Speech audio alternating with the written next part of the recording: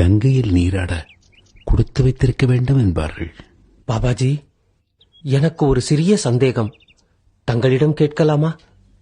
கேளுங்கள், தெரிந்தால் கூறுகிறேன். கங்கையில் நீராடினால் செய்த பாவங்கள் அனைத்தும் தொலைந்து போகின்றது என்று எங்கள் வேதம் கூறுகிறது. கங்கை என்பதோ தண்ணீர் பிரவாகம், அதை போன்று காவிரியும் தண்ணீர் பிரவாகம்தானே.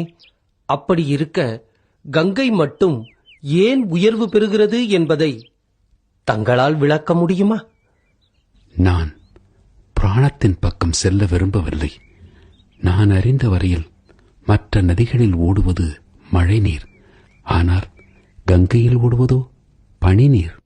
விழுகின்ற மழை நீருக்கு மண்ணின் இயல்பு தானாகவே வந்துவிடும். பனி நீருக்கு அது கிடையாது. அது மட்டுமல்ல, மழை நீர் காற்றால் மண்ணை தேடி வருகிறது, ஆனால் பனி நீரோ வெப்பத்தால் உருகியல்லவா வருகிறது. மழை நீருக்கு காற்று துணை, பனி நீருக்கு நெருப்பு துணை. காற்றை விட நெருப்பிடம்தானே எரிக்கும் சக்தி உள்ளது.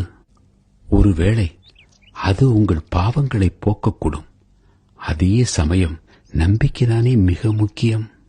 ஆஹா, என்ன ஒரு புதிய கோணம்! கங்கை நீருக்குள் நெருப்பு இருக்கிறது என்பதை எத்தனை பேர் உணர்வார்கள்? அற்புதமாக விளக்கம் கூறினீர்கள் பாபாஜி.